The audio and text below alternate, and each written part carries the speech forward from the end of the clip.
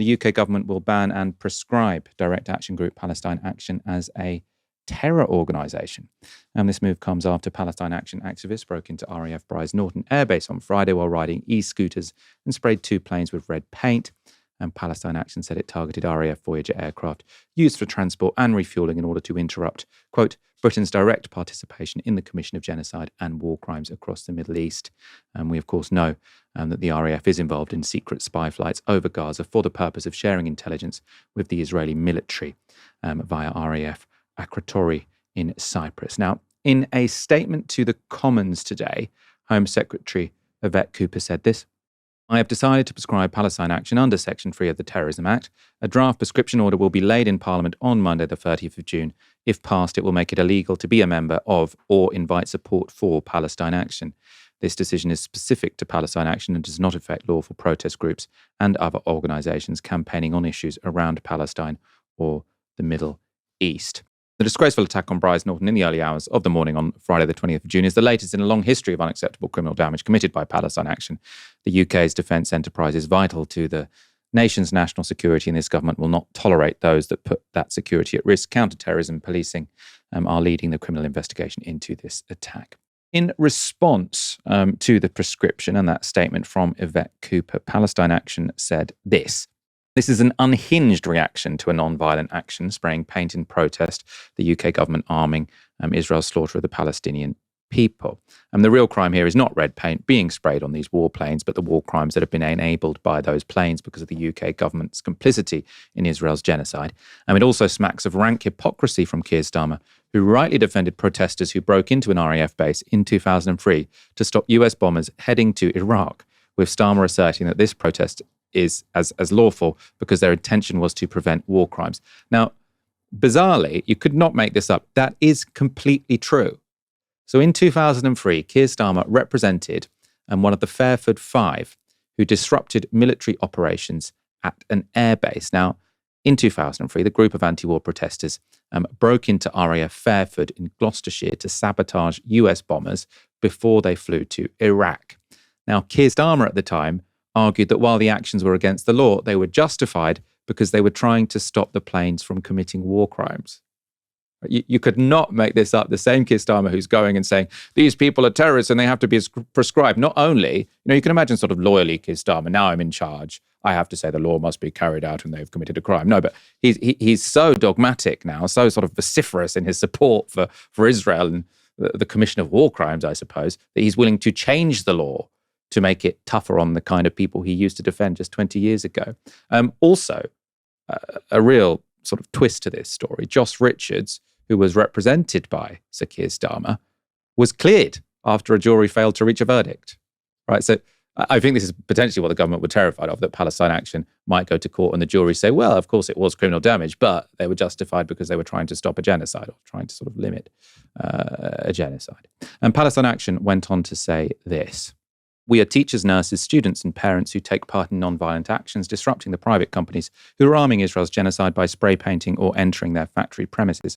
It is plainly preposterous to rank us with terrorist groups like ISIS, National Action and Boko Haram, and the former police and everyone from the former Tory policing minister, Chris Philp, to the former Labour Justice Minister, Lord Faulkner, have said prescribing Palestine Action is not justified.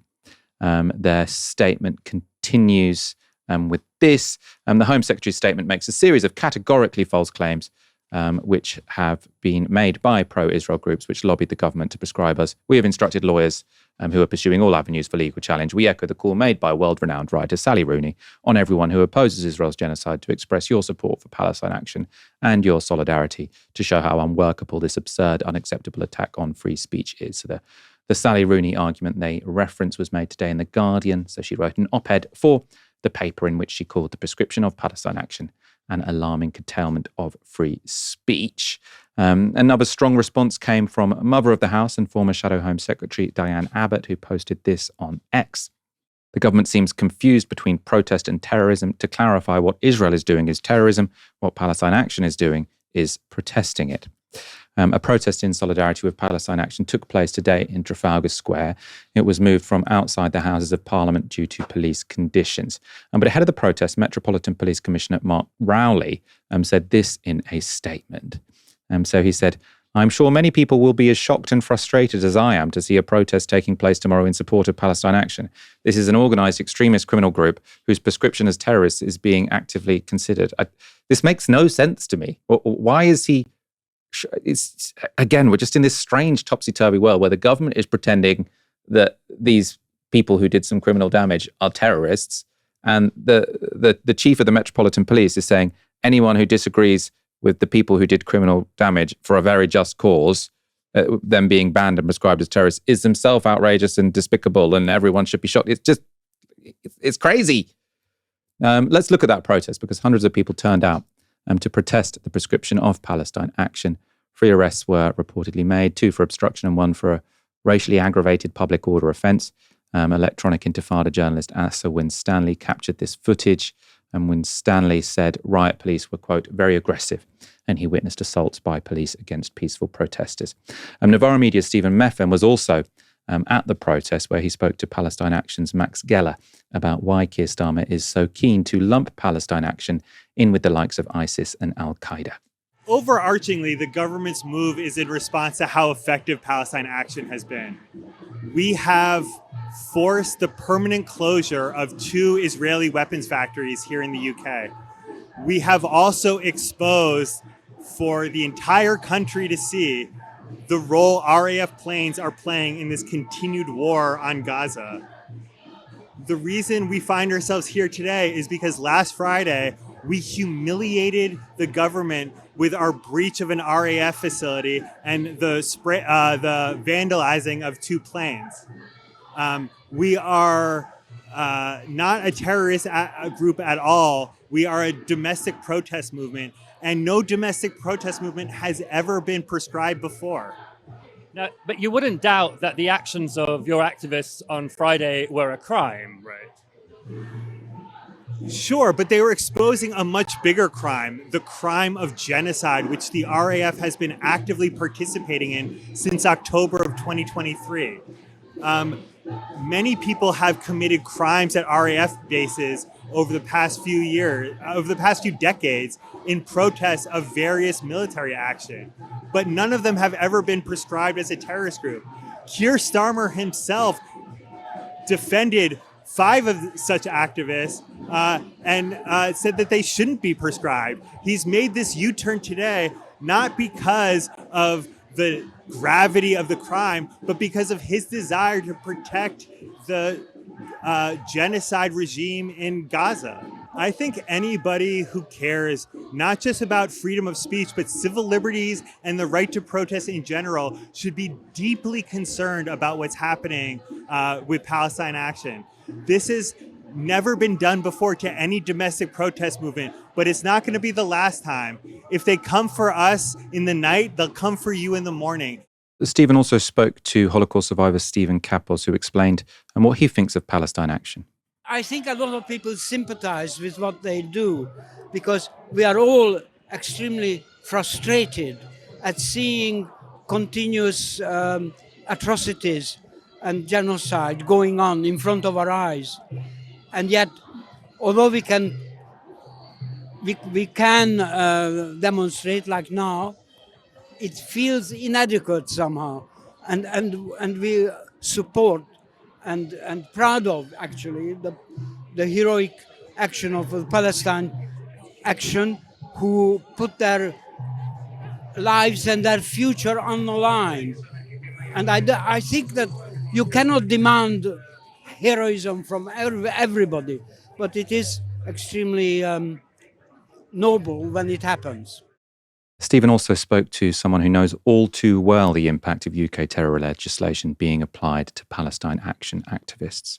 My name is Claire, and I'm the mother of one of the Filton 18, Zoe Rogers. The Filton 18 are charged with taking action with Palestine Action last summer in August. and they've had the terrorism connection applied to them. So they are already experiencing the kind of repression that this new legislation will bring in. If the government proscribes Palestine Action as a terror group, we are going to see what my daughter's been experiencing multiplied 100-fold. And it's completely unacceptable. And I'm here to speak out against it. Tell us, what has your daughter been experiencing? So she and the Filton 18, all of them have had the full powers of the counter-terrorist police thrown at them. So they were effectively disappeared when they were arrested. They were re-arrested in the middle of the night under the Terrorism Act. 10 of them were, and they were kept incommunicado for 5 days in a special terrorist detention centre. They were interrogated day and night. They were not allowed to make a single phone call to any loved one. I would not have known where they were if a Palestine Action volunteer had not told me.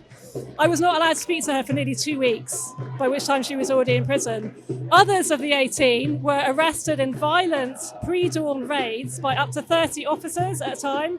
Their doors were smashed in, their loved ones were handcuffed while they raided, searched, and took away their loved ones to prison. It's absolutely horrific that is happening in Britain today. Ash, thank you for your patience. It's been a while before I came to you. So much has happened. What are your thoughts on this prescription? I mean, I was shocked they did it. I mean, it's clearly non-violent direct action, not terrorism, under sort of any normal definition of the word. I completely agree with you, Michael, but I'm not shocked. And I'll tell you why I'm not shocked. I think that there has been a consistent trend with Keir Starmer's government, but also the Tory government before that, to try and use various cheat codes to make sure that protesters and activists can't employ any of the protections that the law would afford them. So in particular, with criminal damage, there is a defence in law for criminal damage for if you are preventing a greater harm or a greater crime from being carried out. This is a defence which has been used by Extinction Rebellion and Just Stop Oil protesters. It was also a defence which was deployed, if not accepted, by the individuals who tore down Edward Colston's statue in Bristol and threw it into the harbour, that there was a greater harm being done by the statue being up. So they were acting in order to prevent that harm from continuing. Similarly, quite obviously, the arguments put forward by Just Stop Oil is that by carrying out these acts of criminal damage, small scale here in the UK, they're trying to prevent the greater harm being done by climate change. Now, there's already been guidance recommended by the Attorney General's office to try and close down the scope for defendants to use those defences. So what you have is a series of cases where juries are acquitting or at least not being able to reach a verdict on the basis of this argument. And instead of our state going, well, that's the law, they go, okay, well, I guess we have to change the law or restrict people's recourse to the law. So I think that the prescription or the proposed prescription of Palestine Action is wholly in keeping with that, this idea of, okay, well, if we don't like the way in which the law is being implemented, we're going to change the law. Furthermore, there seems to be evidence that the Israeli embassy tried to pressure the Attorney General's office. This is way back in 23, before the genocide, to intervene in UK court cases involving activists, potentially also including Palestine Action as well. So this has been something that the government has been under pressure to carry out, not just from conservatives and right-wingers, and not just from right-wing newspapers and pundits, but also the Israeli embassy itself.